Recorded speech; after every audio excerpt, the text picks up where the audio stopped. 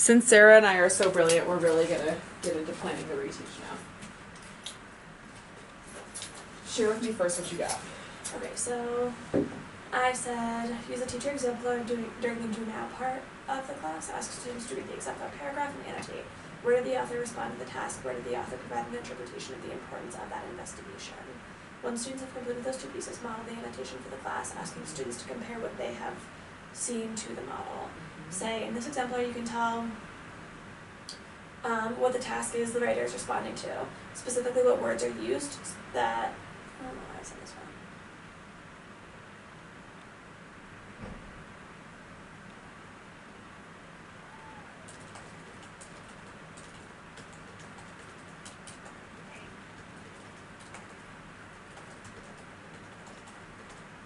What words are used that allow me to understand what the task is? I'll use proper English when I say that.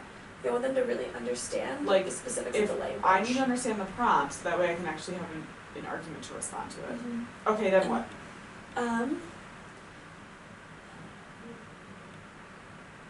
And what I want them to pull out of that is the I'm specifically saying this is how this technology will impact society. That's what tells me what the task is. And that's how you interpret and you connect the evidence to the overall argument. And I want them to understand that the author is persuading the reader to believe that virtual reality can help surgeons. We gave an example of yes. So then shift to independent work, look at your paper. Where do you explicitly answer the task, highlight in pink? Where could you strengthen your writing to more explicitly answer the task? Yep. Answer in a comment on the side of your Google Doc. Highlight your interpretation in yellow. Write one comment on your Google Doc that states how you could strengthen your interpretation, specifically to persuade your reader on the importance of your investigation. Lab 1 will focus on your task. Love how you have that in there. 2 will focus on your interpretation. So mine's really similar, and I love how granular you're getting, and you're actually going to highlight these pieces so you can see that. So what I said is I would start by having the class, I would say, and I didn't plan this from starting from the do now. I planned on doing this starting from direct instruction. So I said, take a look at the engaging in argument from evidence row of the rubric. As a class, we are struggling with the last component. I can provide an interpretation that completely connects evidence with a model or theory. Your interpretation is how you explain that the evidence proves your argument. And so I think it's important somewhere in there, Sarah, to define what interpretation means, because that could be another gap for them. So then what I planned is really similar to what you had. So I'm going to say, and I would have the teacher exemplar in front of every single kid and have them writing on it. And I said, take a look at the teacher exemplar. I'm going to think aloud and annotate, and you're going to mark on the text in front of you. So I would call out line 1 is the overall argument. I would point out the interpretation says surgeons cannot practice meaningfully, so virtual reality is helpful, and that really links the evidence to the argument itself.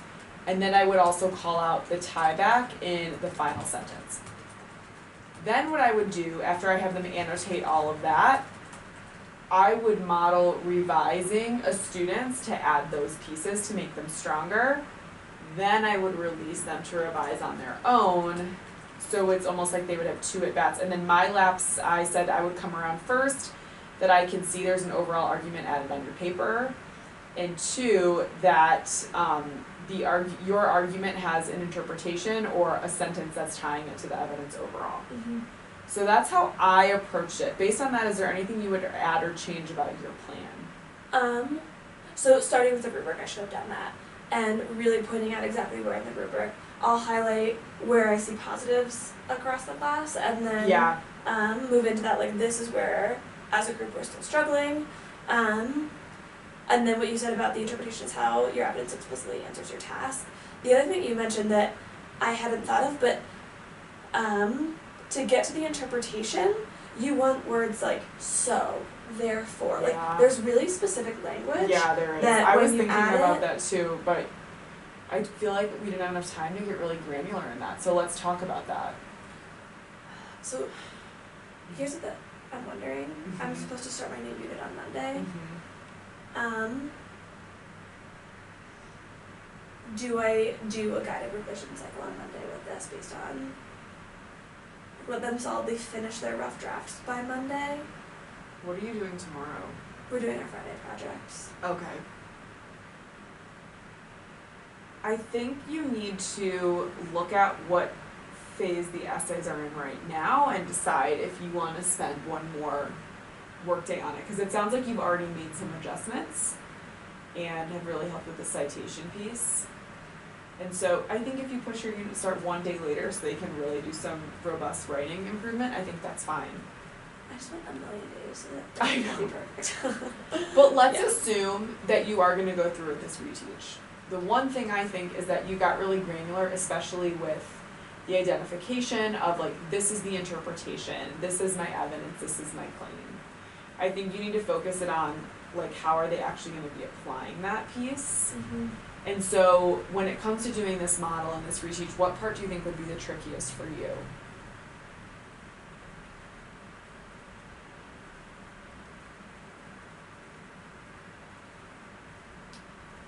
The one thing that I'm sitting with is how to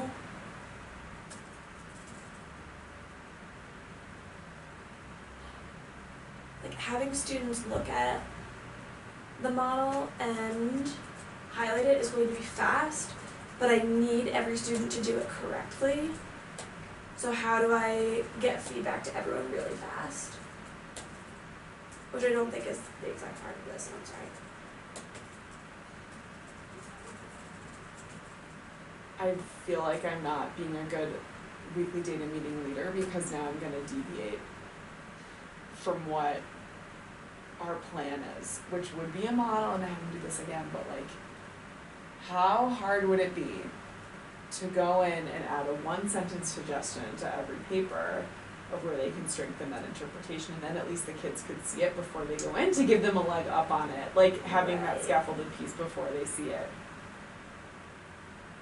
Because you've already looked at all the work, you already know how they can improve it. Well, and we're going to do this on Monday. Like, it's, the question is, are we going to do it for 20 minutes on Monday, or are we just going to do it for 50 minutes on Monday, and really solidify what they have? I think that if you give them like one little piece of feedback in the writing that they receive back to then go and apply after they see you do the model, you can do it in 20 minutes. It's just a question of, is that the route you want to take? I do think it's worth it to give them.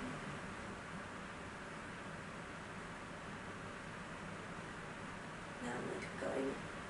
I mean, I think what's good about it is like there's a lot that you can work with on here. Yeah. They have a lot of good writing and structure done. They just need to discern like, okay, I wrote all of this information, but I didn't argue it. And so what's going to be the thing that helps them realize that?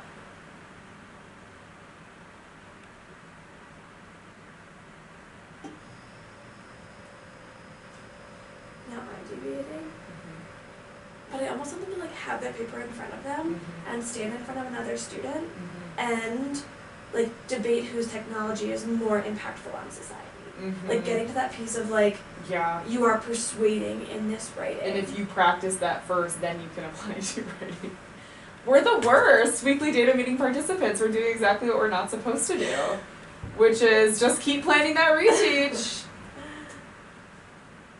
Because what I'm sitting with is, if students don't understand how they are supposed to persuade or how the interpretation leads to persuasion, then like that is a bigger gap that requires. And they need to use some of that persuasion language. Yes. And so this might require a bigger piece of planning than we might have time for in this next like 5 minutes. So what I'm hearing you say, Sarah, is like, okay, so I said I would do a model and I'd have them identify the components, but what they need to see is what an argument actually looks like. They can do that through practicing persuasion with their partner, and I can help them by giving them some keywords and argumentative language that they can apply to their writing.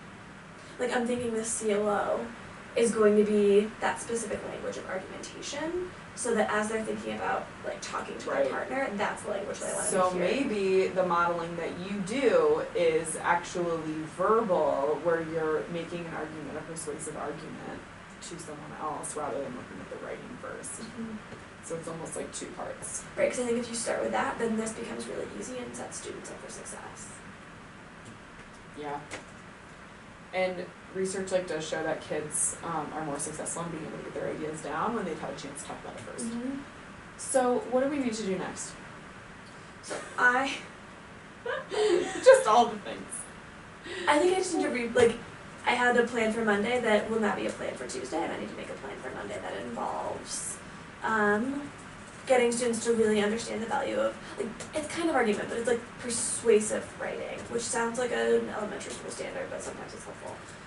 So how specific persuasive language works, first through verbal, and then by looking at it and seeing those keywords in the writing. So still doing the modeling, but having them build that background knowledge through verbal first, and then apply it to their papers. I think that'll be a good class. I do too. I think it'll be interesting. So we didn't get to the practice. Is there any part of it you want to practice? No. Okay. You want to plan it first. You have to plan it first before you can do that.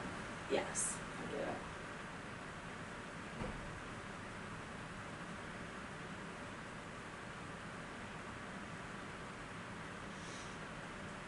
I think it's going to sound good. I can't wait to see it. I know. Do you want me to tape it? I just want to come in and observe. Okay. Are you free on Monday? Yeah, I think so. Okay.